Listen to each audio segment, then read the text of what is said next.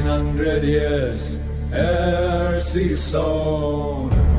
Truth was twisted, its seeds were grown. Break the lies, spark the mission. Welcome to Quranic Inquisition. Good morning, good afternoon, good evening, wherever you are. Peace of the Lord to all of you. Shalom, assalamu alaikum, namaste. Welcome to the show. So today we're going to just have a look at stream that I did a year ago with Odon Lafontaine and Lloyd de Jongh.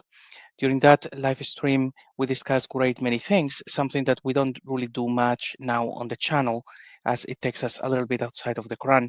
But I thought it was quite important to actually bring it up now as we get closer and closer to understanding a little bit better what happened some 1400 years ago.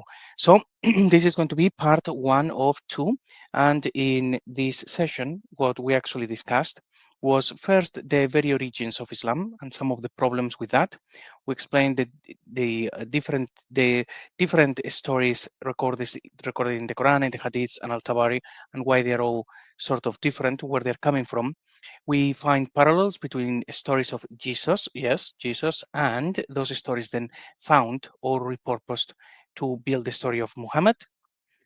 We also look at some very important sources, and we're going to find many, many holes in the narrative. So I hope you enjoy this first part of the conversation that we had a while ago. And let me know in the comment section below what you think. And if there are any other stories that you know that appear or were originally about Jesus, and then they made it into the canon of Muhammad. So enjoy the show. I'll see you at the end.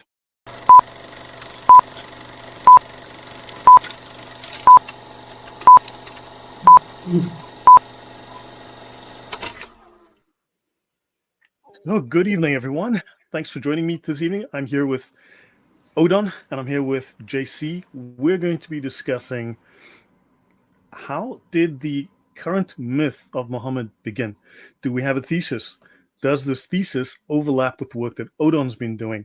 I'm just here because of my good looks and silky voice. I'm not sure what my contribution will be here, except to host these two fine minds.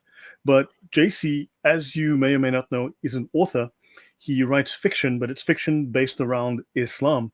And as an author, he's starting to see narrative threads, and he's now been working for the last couple of years on figuring out these narrative connections. And I believe he's come upon ideas that are very, very compelling as to how the authors of the Quran, the authors of the standard Islamic narrative started to assemble the story, what stories they modified and added. And Odon is here, obviously, to add his incredible historical knowledge. And between the two of them, it seems that we have a convergence. So welcome, guys. Welcome, Odon. Welcome, JC. Introduce yourselves, and let's, JC, also let the audience know what we're going to be talking about. Thank you, Lloyd, and thank you, Odon. It's great to actually be here. We're going to talk about something, I think, very, very cool, because we're going to try to look at the history of how Muhammad was created, but from the myth point of view, as opposed to really the historical angle. The majority of the stories that we have about Muhammad, they actually come from Muslims, and very often those stories are the same story, but then divided in, say, 2 parts. A very quick example would be, for example, if Lloyd, you ask people to start calling you emperor, and then after 500 years, that story has now morphed, and they have one character that was called Lloyd and another character called emperor, and they think that there are 2, but they were always the same. And we have agreed, I think all scholars now believe that Muhammad was a title, but we don't have the name. So what I'm going to try and prove today is that we have the title, but we also have the name, and we just had to link them together. And if I'm successful, hopefully we're going to start having that kind of avenue of research into who the original inspirations for Muhammad actually were. Right. Before Odon introduces himself and adds his thoughts, I'd like to mention that JC was also just as intimidated by Odon as I was, and was also very nervous that Odon was going to drop him from a dizzy height and leave his ideas and his tender, what would you call it, just leave him a blubbering mess, feeling that Odin had just dropped a megaton bomb on him from a dizzy height. But apparently Odon has gone like, that's a really good idea there. Well, let's so guys, I want to let you know Odon has been friendly and there's no need to worry. For those of you at home who are concerned, no. So, thanks, Odon. Welcome. Come on, Lloyd. You know me. I think your audience is starting to know me a bit also. It's something like the 10th or 11th or maybe 12th time I am on your channel. So they know I'm all about friendliness and charity. And You're right. No, it's just that your thesis is so informed. It's so deeply detailed that the fact that you've written a book and that you know the subject so well by heart and you associate with all of these top scholars, I mean, something that I don't have access to, so obviously, therefore, I coming at this as an amateur. I know you also said that you're an amateur, but the fact that I come at this as an amateur, it's obviously there's always a little concern, so. Yeah, I'm a sort of amateur too, but the thing I got very lucky with is to meet Dr. Edouard Marie-Galès, who is the real knowledgeable one, the one who did the research 20 years ago. And what I did is built on his expertise and his knowledge by sort of benchmarking the new discoveries, the new researches from Western, not only Western, but from academic scholarship. And also have a sort of unusual background in this field. So I am not a novelist or an author like JC. What I did was strategy consulting business. And so I have the mind of a strategy consultant who tries to understand the big picture. And this is what really lacks. There is really a lack of understanding of the big picture in the scholarship milieu. So think of that as an overall thesis, putting together a overall thesis, and then you can then fit your narrative into it. Scholars don't want to engage in such a thing. Right. I came across a thread on X from Paul Ellis. Paul Ellis is the one who published a very dense article on the Jerusalem thesis. Very interesting article. I met him in London, and last summer he attended an ICSA, so International Quran Seminar Association or something like this, conference. So there were top-notch scholars from all around the world sharing their discoveries about the Quran. And he was very pleased with all this. There were tens of conferences and lessons and lectures and so on. But what really amazed him is that not one of those scholars tried to understand what his research was about. They were very happy about describing a surah, a verse, a story within the Quran, but none of them tried to understand who wrote the Quran, why was it written, right. How did Islam emerge. It seemed it was not a thing of interest for them. Well, as I've said, they have the dots, they refuse to connect them. And I think JC is going to be connecting the dots today. He's going to help us from a narrative perspective, from an author's perspective, how these authors of the narrative created that. So JC, over to you. Right. So, well, let me actually share my screen, and then we can go through some slides and see if we can actually make sense of anything, or at least just add a couple of strokes to this picture that we are very, very slowly just starting to understand. Share, and let's see. Can you guys see my screen? Yes, there it is. It's not in full screen yet. Yeah. Now? Great. So let's see, if I'm successful, we will hopefully walk away thinking, okay, yeah, so Mohammed actually could have been that guy, and maybe we look into him and find more about his story. But first, we actually are going to have a look at this map. So when we look at this map, to understand a little bit how the narrative actually changed, we were told that everything started right there in Yathrib, and then within 40 years, these people, who the story says they were caravan traders and stuff, they had conquered all of that. Now, that is not a map that is not the level of conquest that you get from caravan traders. This is the sort of things that people like Alexander the Great did, who had his father was a military leader, or Genghis Khan, Hannibal Barca, people who were professionals. This is not something that happens because some caravan traders, who they are pretty much in their 40s, they all have a middle-age crisis and they say, hey, let's actually build an empire and conquer Jerusalem. Right. It doesn't happen. What we're And then looking also at the traders were based in Yemen, not in Central Arabia. No, the traders were also based in Yemen, not in Central Arabia. The location is wrong. Yeah, Mecca, it wasn't even there at all anyway. So, but these people, like the tribes, and I don't actually want to say some names because they will appear later, but Mohammed was supposed to be a trader that was going all the way to Jerusalem, up and down. It doesn't happen. That level of conquest, we are dealing with very highly trained, high-rank, elite military. And actually in Odon's book, which I'm actually halfway through, is phenomenal. I was very happy to see that Odon was writing a lot about the conflicts with the tribes and the fights. Because when we talk about Islam, we normally think, okay, Yathrib, Islam, revelations, and everything expanded. And it's like, no. These are people just conquering territory. So we have to start thinking about these people, knowing what they were doing, and there was a reason, and we will get to that.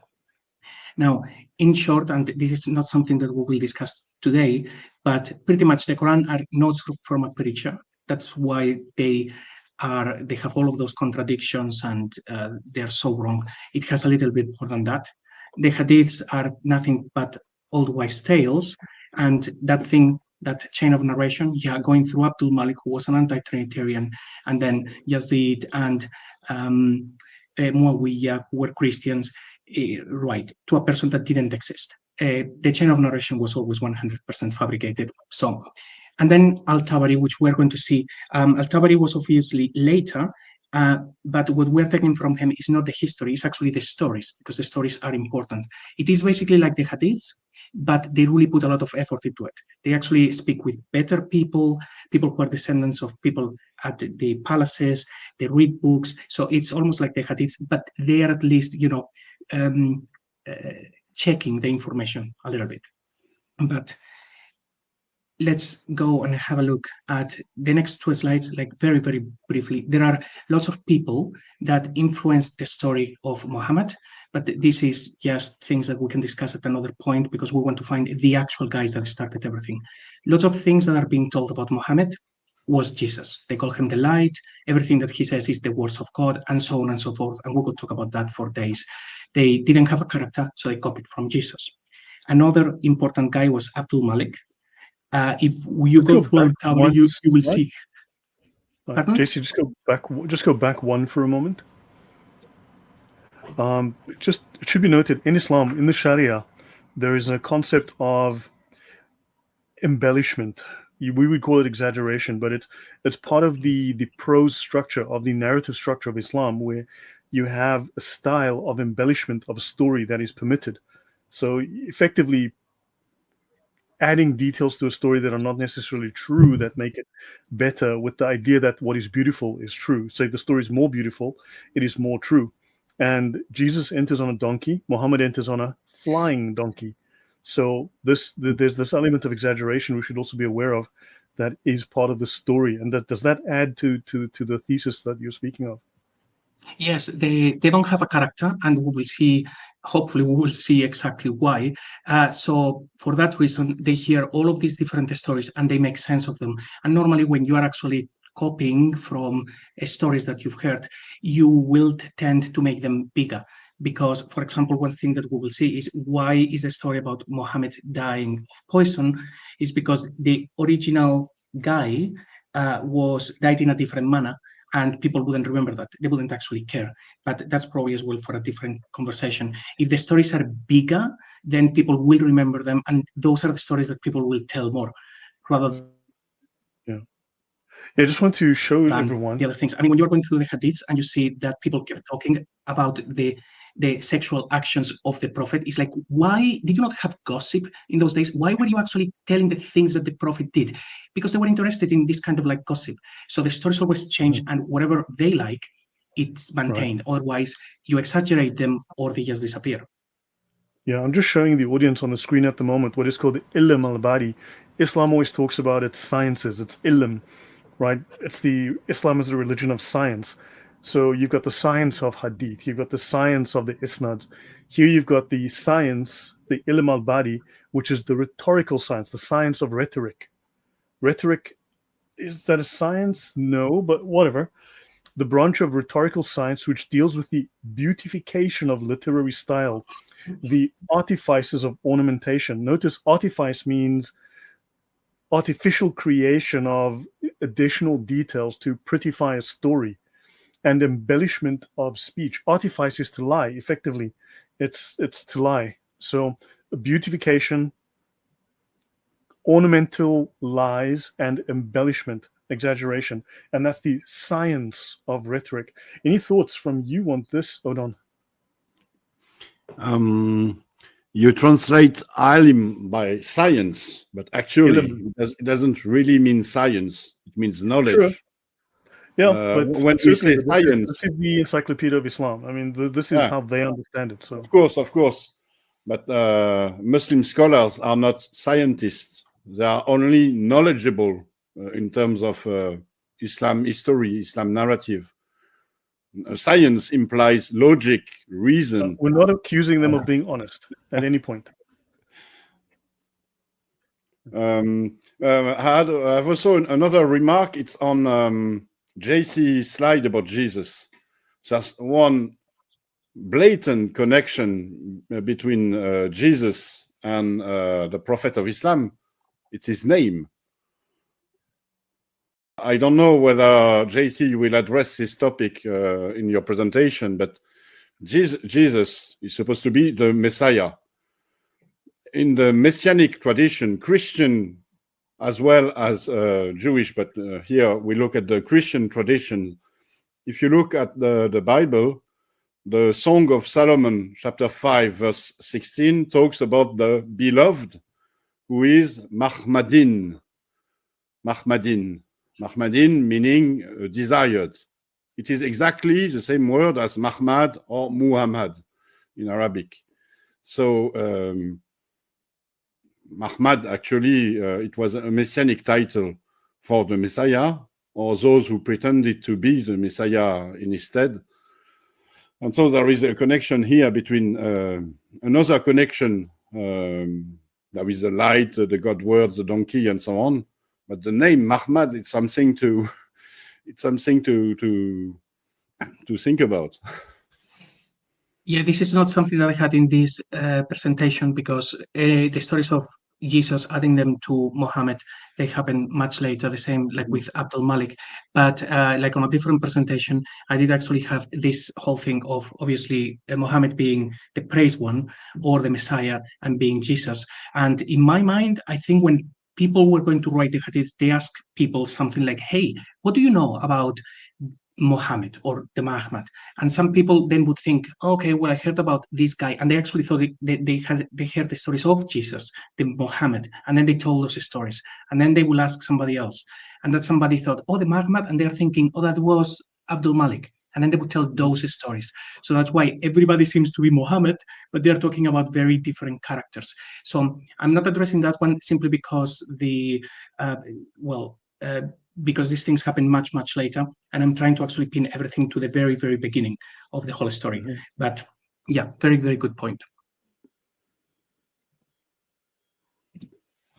And Abdul Malik, this one would deserve a whole presentation. It's a lot of fun. Anyone who wants to actually read through Al-Tabari, you will see lots of things there that will just make you laugh. There are things that I actually read and I thought, no, there is no way they wrote that. They would write a story about Abdul Malik, and you see that that story is about Muhammad. So it's almost like the same. Like there are lots of parallels, even though the stories probably never happened, but the stories were still being told for hundreds of years. So if they are in Al-Tabari, the story was being told, whether true or false. But once again, Abdul Malik, even though he has a lot to do with the pretty much proliferation of Islam, he's way too late, and we're going to look for who actually started the whole thing, hopefully.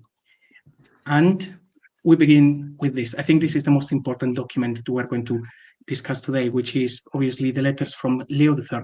He was a very important guy, the emperor of Byzantium, and the guy who actually invented Photoshop. I got the evidence right there. So this guy wrote to Umar II in his letters, and he's actually addresses the letters by saying the Furqan, the book, the Quran. So those people are having something around that time. And he says that the people who did it were Umar, Abu Turab, who is supposed to be Ali, and Salman. He says that. He also says that then Al-Hajjaj takes that and he does the canonization. So he's pretty much the one that does the Uthman move, according to this guy. And that there is the rumor already going around that that book actually came down from the heavens, because of course, as we all know, it doesn't have any contradictions except for the million contradictions.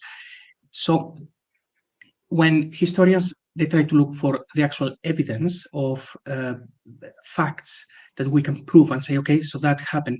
I think this is the most important document that we have, because this guy was the emperor of Byzantium. This guy would not have gotten his data from some traveling merchant who said, hey, give me a coin and I'll tell you a story.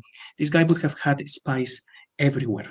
Byzantium was the biggest empire. He would not send a letter to another king and make a fool of himself. So if this guy said that Umar, Ali, I'm going to call him Ali, and Salman started the whole thing, then he did it. And the response from Umar II is actually worth reading. I can't remember it now very well, but I think it's very much like the modern Muslim apologist. He doesn't say, what are you talking about? Of course we had a prophet.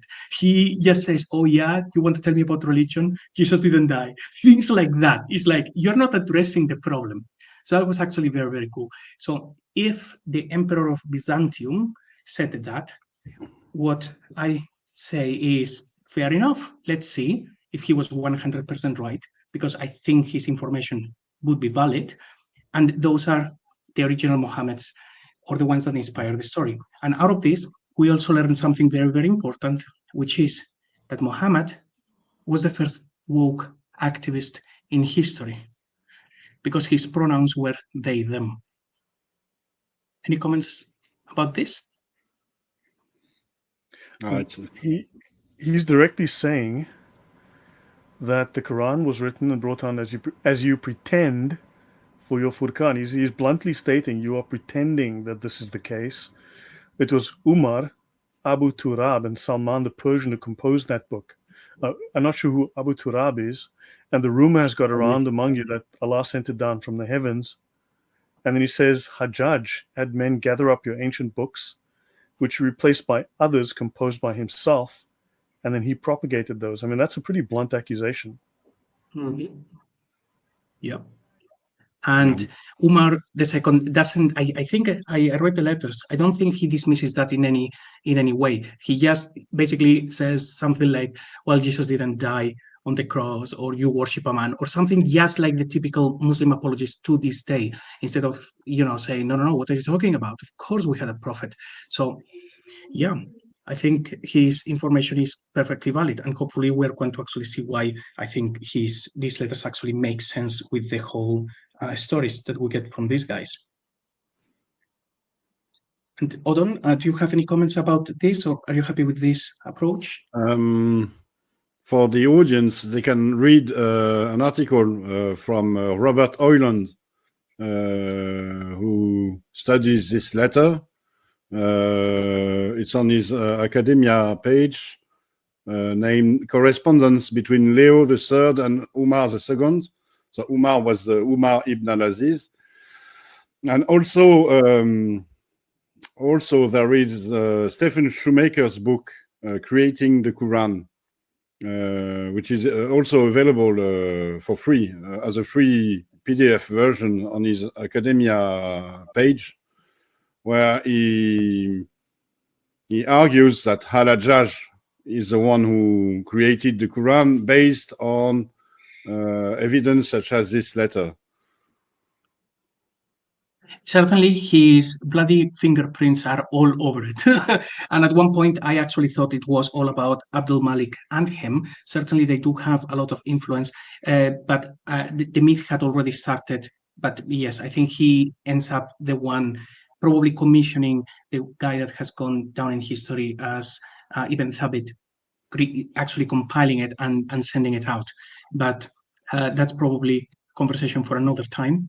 Now, with Leo III as well, I think the reason why the John of Damascus, which we're going to talk about him in a sec, he didn't know anything about Islam when he was there at the end of the 7th century, is because he was in Syria, and those regions, well, the Levant and Egypt, they didn't really speak Arabic. If the book was never really even translated out of Arabic, even the stories would have been told in Arabic mostly. So it would never really have made an organic move into those regions because people just didn't speak the language. It's only after Abdul Malik, he does the Arabization, that Islam can really spread freely. People shouldn't learn Arabic, maybe safer that way. So Islam spreads first, I think, in Arabia and Persia, but it's not actually Islam yet. Abdul Malik, I wrote here that he converts in the 690s. He probably didn't convert. He was basically brought up already as following this heresy, but then he takes things to a whole different level when he does he implements the Arabization of the kingdom. There is no concept of Khalifa, even at that point, during Abdul Malik. That happens much later. Up to that point, I actually don't know if he was called a king or something else. And before his time, there is no Islam, but there are stories floating around, which then will become Islam later. So, JC, please. What do you mean exactly with this phrase? There's no concept of Khalifa. That the concept of like successor would have been when during the Abbasids, when they already have the Quran, people are already reading that thing, and it really becomes a religion. That when Abdul Malik was around, the concept of Khalifa or successor on earth wouldn't really be a thing because there is no religion really. So his title would have been probably an emperor or something of the sort. But do you know that Abdul Malik is the first Arab leader to have borne the title Khalif, but not as successor of Muhammad, but as God's deputy on earth.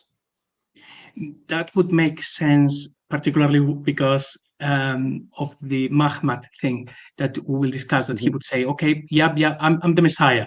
So, or rather moving that to Khalifa. So no, I didn't know. I actually thought that nobody used that title until, a few generations later, but that's good info. The Khalifa title as successor of Muhammad is an Abbasid invention. Before the Abbasids, the successor of Abdul Malik bore the title Khalifa, but not as successors of Muhammad, but as God's deputy, or maybe successors of Abdul Malik, but not of Muhammad as the prophet of Islam. There is a book from Patricia Crone on this topic, God's Caliph, with Martin Hinz. Very interesting because she put forth that there was absolutely no mention of Khalifa before the Abbasid as referring to a succession of Muhammad as the prophet of Islam. They were the Abbasid who invented it, the idea that they were the successor of a prophet. That actually would make like a lot of sense, because the Abbasids taking pride of basically being the successors of Al-Abbas and really direct, almost blood successors of the Prophet. So yeah, that's great info. But it also means that Abdul Malik, he had a very, very big head that could be seen from the moon, calling himself like the the chosen one almost by God. So what a guy. And the Mahmad. So I'm not really sure I understand this fully. I think the way that I see it is there were Jewish people who would say, hey, I'm the Mahmad, I'm going to build a third temple. And then within 5 minutes, they get killed. And then somebody says, no, I'm the Mahmad. Trust me, he would lie to you. And then they try to build the third temple, and then they get killed. But Mahmad means, well, the Messiah and the guy that built the third temple, that it is very much attached to that, like the way that I see it. Now, this guy, I think, knows a lot about it. I've seen lots of his videos when he talks about the Mahmads, the Excelars and stuff. So probably a very good place where to begin if people are doing this research. And the way that I see it is like very simply, if you build the third temple, then you are the Mahmad. If Benjamin Netanyahu builds now the third temple, it's like, congratulations, he's the Mahmad. And it would be almost like the Messiah, but the one that actually just builds the temple. It's very action-based. If Lloyd, you fly to Jerusalem on a flying donkey because there is a precedence, and by night you just build a temple very quickly, congratulations, you are the Mahmad. So I think it's something like that direct. Would you guys agree with that very brief explanation of what the title Mahmad would signify to these people? So the praised one gets things done, because the Jews had a concept of the Messiah that was a warrior who would fight and deliver them freedom from the Romans. So this is someone who's going to restore the religion, restore the temple. So there could be a parallel there. I fully agree. The temple was rebuilt around 638. According to the Islamic narrative, Umar supervised the rebuilding or the building of this third temple. He was a Mahmad. He was nicknamed Al-Farouk, the savior. The savior. Yeah. So I think that is just the second piece of evidence. On the one hand, we had the letters from Leo III, and on the second one is simply the title. If the Mahmad is he who builds the temple, it's like, okay, so who was the Mahmad? He who built the temple. Umar built the temple, so he might at that point, maybe earlier, said, hey, guess what? I've built the temple, so I'm the Mahmad. And that's that. Very action-based, nothing to do really with religion, because he's certainly not Jewish, if the Quran is any judge of that. And there are other things in the Hadiths. So those two pieces of evidence, he didn't call himself king, or this title didn't go down as a king because they had a kingdom, or emperor because they had an empire, but the Mahmad, which is a title really, really attached to building the temple. So find who built the temple, find Muhammad. I think it's probably as simple as that. And the letter from Leo III is like right there, saying that it started with them. So I think everything really fits. And we're going to really try and find now Umar and Salman, because I don't care about Ali.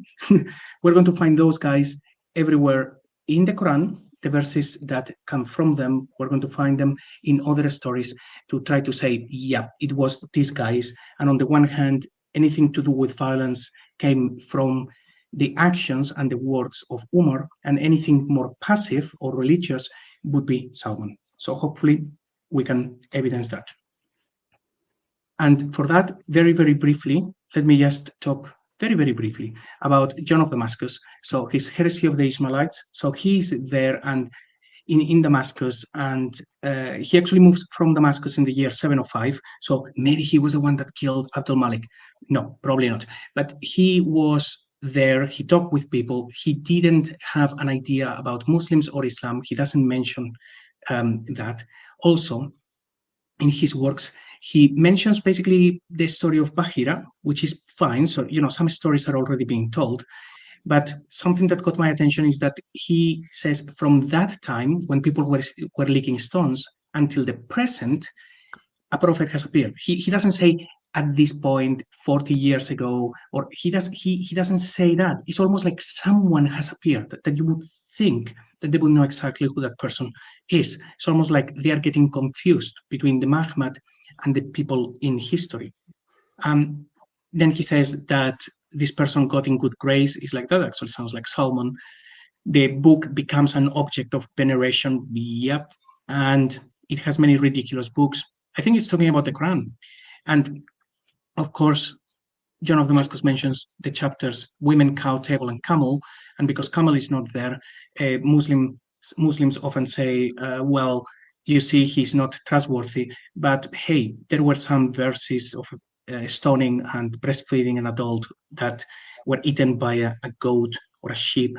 And there were other surahs missing. So the camel was a whole story that was removed, even though you still have a couple of places in the Quran that mentions the camel of God. So the fact that he's making so many mistakes in his account is telling us that that is what was happening at the time. People didn't know much about it. In fact, he says things like this. He discusses about Mary being the sister of Aaron, that is in the Quran, and that God took Jesus to himself. That's in the Quran, but this one is not in the Quran. When he says that God asked Jesus, did you say to them, you are the Son of God and God? But that's not what the Quran says. The Quran says, did you say you and your mother as deities? So either he was just talking with people and they didn't really know this thing very well, or that was actually changed. He would certainly have said something about it if that was brought to his attention. Other things, he makes fun of the stories that he heard, the revelation coming to this Muhammad in his sleep, when he was asleep. So he's making fun of that. He's making fun about the stone, which people are telling him different stories. It's like they are not really sure what this stone they need to lick is about.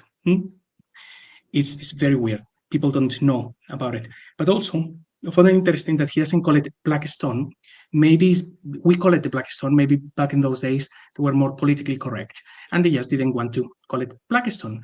But it's also possible that they had a different stone altogether, just as a side note, because it was, according to him, carved as the head of Aphrodite. So, and then this one, which is important, the story of Zayd, which he says was a friend as opposed to an adopted son.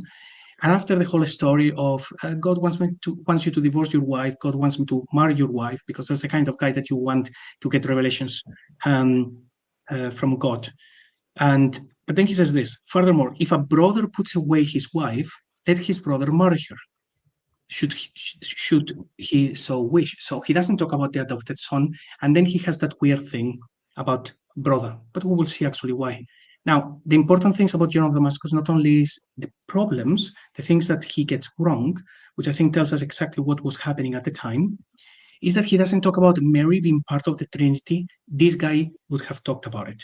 He would have talked, what do you mean that Abraham was going to kill Ishmael? It was Isaac. He doesn't talk about that. He doesn't call the black stone.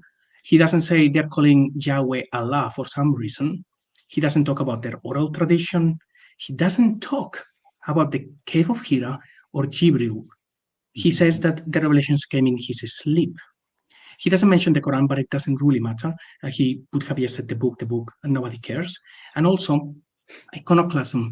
John of Damascus was famous because of his writings about iconoclasm, which of course they were all sorted after his death. But he felt very, very, very strongly on that matter. So when Abdul Malik prohibited images, I would have thought that this guy would have had something to say about it if it was things to do with Islam, and probably he would have discussed things about Abdul Malik's beliefs. However, most importantly, why wouldn't John of Damascus talk about Muhammad being a warrior king? If he was a prophet, this guy would have made a meal out of that. He doesn't talk about the caravan robins, the executions. He doesn't mention stories outside of the Quran. It's almost like those actually happened. They were built into the story of Muhammad later. He doesn't talk about the hadiths. He doesn't talk about the many wives of the Prophet, about the Miraj. These are the things he would have said. The reader wars, the succession wars. He doesn't say, well, Abdul Malik is here ruling because he is, he's entitled to rule because of Muhammad. Those things are not discussed. He doesn't talk about the jizya. He's in Damascus and he has his head attached to his body, which means there is no Islam.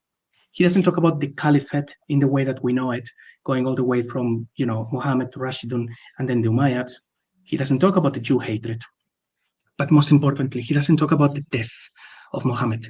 And this one is something that got me scratching my head, because he's an apologist. He would make a meal out of the death of the Prophet. If he had died in battle, this guy would have talked about it. If he had died of poison, the same. If he was still alive, he would have talked about it. If he asked the guys, hey, so you had a prophet, so is he alive? Can I speak with him? No, he's dead. How did he die? This is the one thing that every single follower of this cult, they would have known. And if he didn't speak about it in any possible way, I think the only explanation is that those guys he was speaking with thought that their Muhammad had died of old age. So it would be the only reason that this guy wouldn't actually discuss it. Otherwise, why wouldn't he? He would be still talking about it and making fun of it. So, any thoughts on that? Yeah, I have read John of Damascus writings, and the character of Muhammad is not defined at all. And this is something he sort of insists on. He explained how ridiculous Ishmaelites are because they cannot justify their belief. And he talks about their shame. They are ashamed of not being able to justify what they believe in. This is very, very. It shows us that Islam did not exist. It was not fully formed yet, and so the character of the Prophet was not was only at its beginning. Yeah, So- and I really like when in his letters, in his writings, he says this, that is kind of like passive aggressive, when he says, and we ask them the questions, and we ask them questions, and they say, oh, God knows best. And he writes, this we say, we know. And it's like he's being passive aggressive in his writings. I love it. This is passive aggressiveness from the 7th century. Well done, Johnny. There's one thing also about his writings. Should Islam have existed with his jizya and so on, he could never have written such a thing, because it's too much anti-Islam to be allowed. This led some scholars, contemporary scholars, to hypothesize that some of his writings might be apocryphal. They were written after him in the Byzantine Empire, but it might be for some of them, but mostly I think it is a proof that Islam was not formed yet.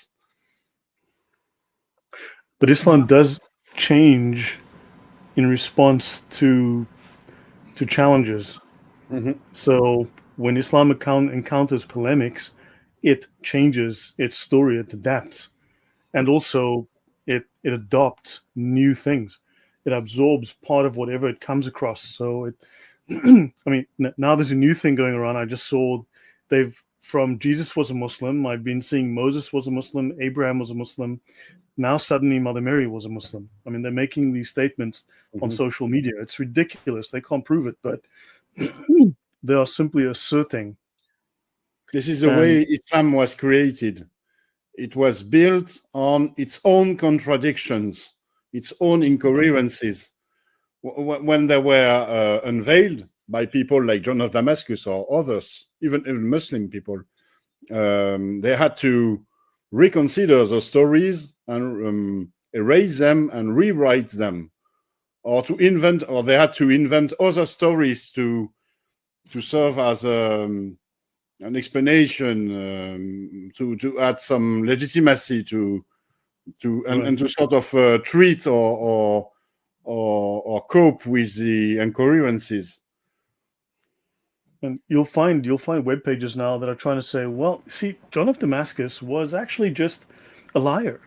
He clearly had no idea what he was talking about. He was a deeply ignorant man. How could he not know Islam? He was clearly just making things up. He was clearly just fabricating things. So that's one side of the argument as it stands now.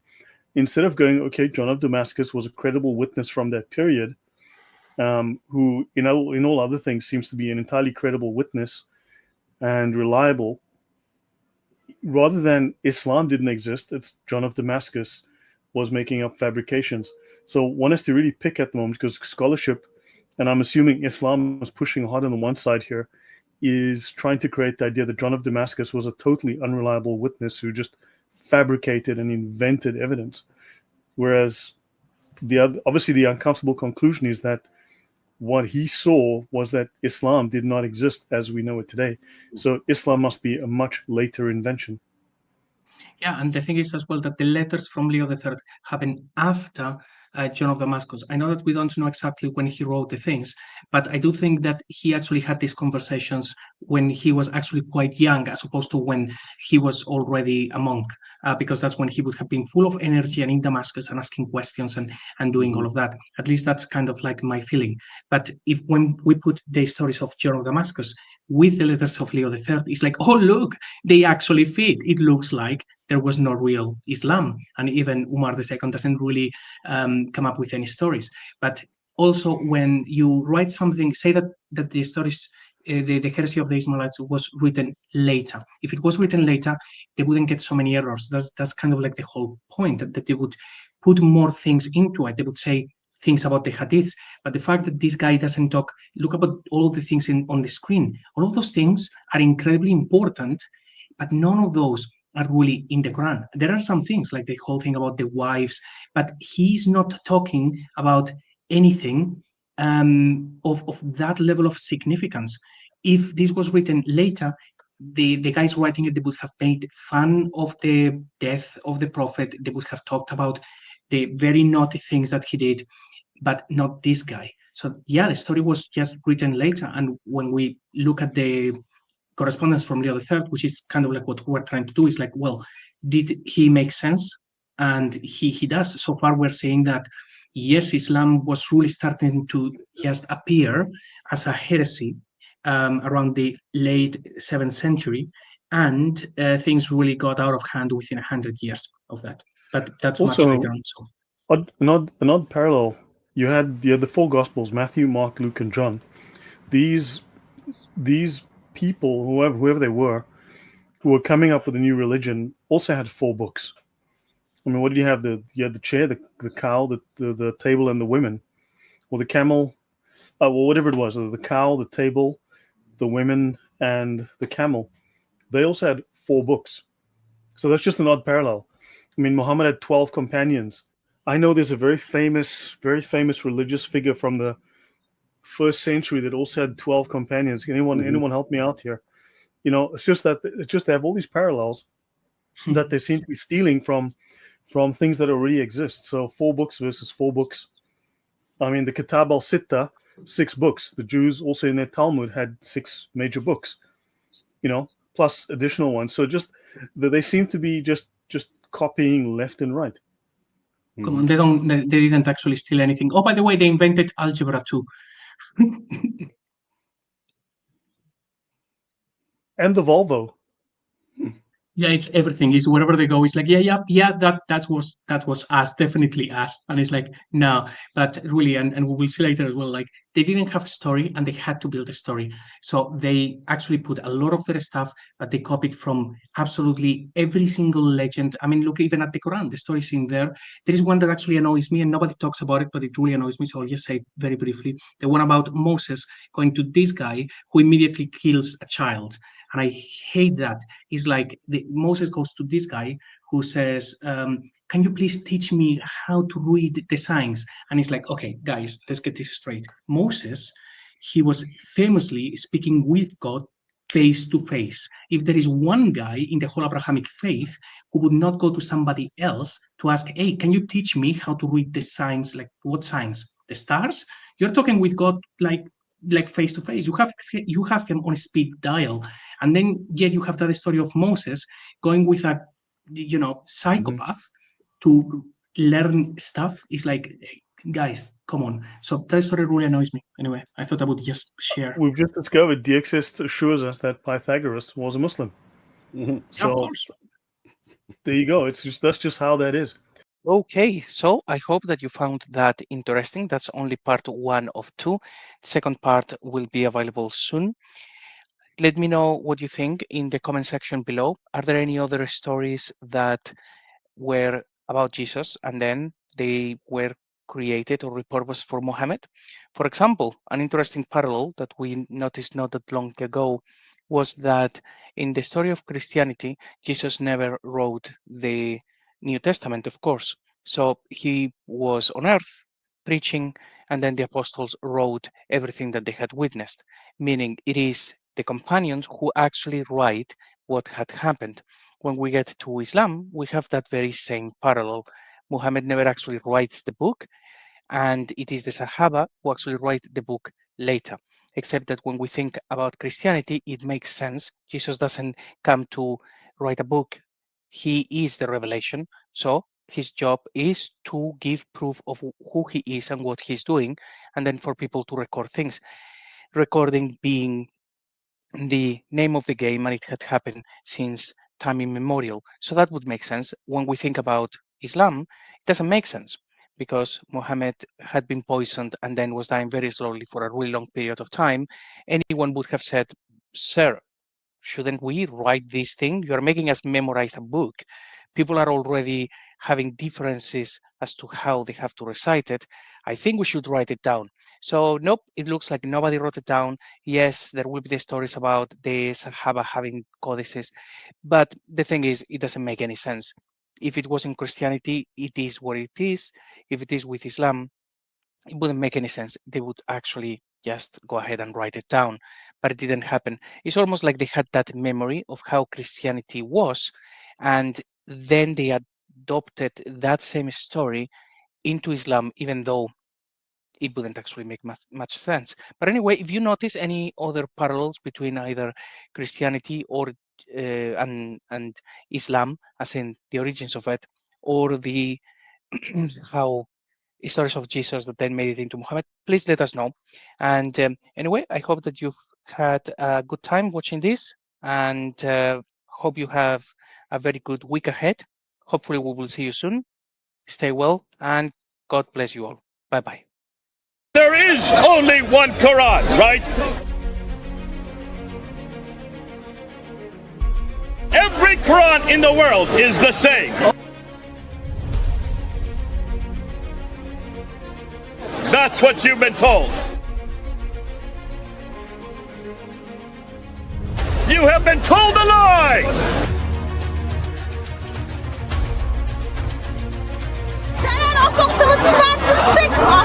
26 different Qurans! There are 0 Dawa guys apparently left on the planet who are willing to defend Muhammad in a debate. Everybody can go and read it. This is a book full of mistakes in Arabic, in the grammar, in the spelling, in the pronunciation. Whoever wrote the Quran made an error because they didn't quite understand what was written in the 7th century in the Torah and the Injil. As promised, I will give you more than 20 reasons why I left Islam in this video. We know that stories about Muhammad were made up on an industrial scale. What in the world is this Injil?